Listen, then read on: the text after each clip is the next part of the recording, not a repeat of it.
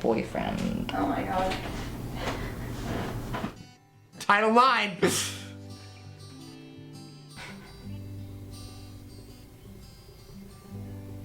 I'm Luca Reedy. I am a transgender male, and I consider myself pansexual. I'm Sean. I'm cisgender male, and I'm gay. My name is Sienna. My gender, I'm a female, and I am gay. Like, definitely at a young age, already knew. It's something that's like already like so ingrained deep in who you are as a person. But yeah, no, it's just a thing. It's not really, like, to me, like, now, like, realizing it is, like, I used to think it was, like, this huge thing, like, oh my god, I'm gay, oh my god, oh my god, oh my god. Growing up, I was the most feminine person ever. Some like feminine tendencies, I guess you would say. I love dresses and skirts. I wasn't like one of those typical trans guys who knew it from birth and always liked all the guys things and stuff like that. No. Really, really young, I was probably 7. But then I kind of, like, repressed it a lot. And when I was 12, I had a crush on my music teacher.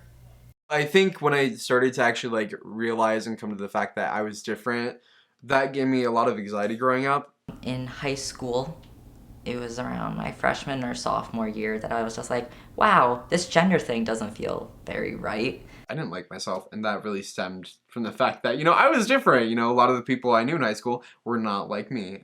Over the summer, going into college and stuff, I was like, still doesn't feel right. This is weird. And I felt super dysphoric all the time. I came out eventually as a transgender male. I slowly came to realize that as I continued only dating women, not really liking any kind of men at all. Do you like feel comfortable in your own skin today, like where you are currently in your life? No, I don't feel comfortable in my own skin at all. No, oh my god. Yeah, I'd say I feel pretty comfortable in my own skin. Cool. It took me a little bit while. More so when I was like 12. That was when I was like not okay with it. I don't think I'm ever gonna like have a body that, number one, is presentable to like modern society's like standard of male beauty, but also a body that's gonna seem attractive to like, other queer men. So, in the media, it's always about violence against LGBT people. You never hear really good things about them. It's just, oh, this person was murdered, or oh, that person was the victim of a hate crime, or something like that. There's still like the stereotypes and stuff, like even though like even if they're okay with it and stuff, or like even if they're talking positively about it, there's still the stereotypes. Pop culture's idea of queer people are, for the most part, richer, more attractive, per se, to their own standards, and more mentally stable than the average queer person. I aspire to be the manliest man on earth. Not really, but... I'm going to become a social worker so I can help kids. I sort of want to be a playwright. I definitely want to produce and like have this media that's intricate and artistic.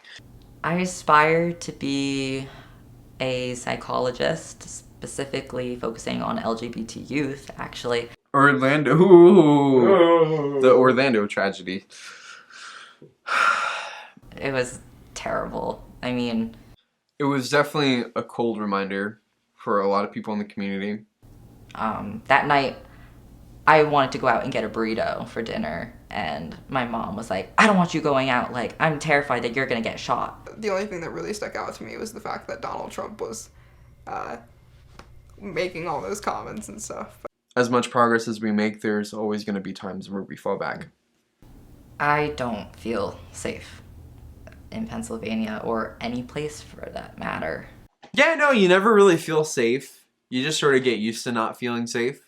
Like, in Pennsylvania, I feel safe being a gay person. I think it would depend on where I go. I think generally, like, but then again, I've never really had terrible experiences being out.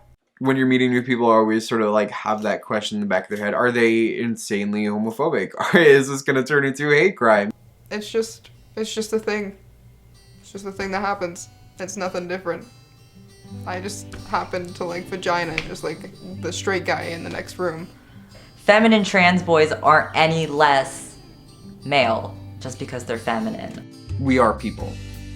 At the end of the day, no matter what stereotype you subscribe to, we are people who are endlessly complex and capable in ourselves. Yay!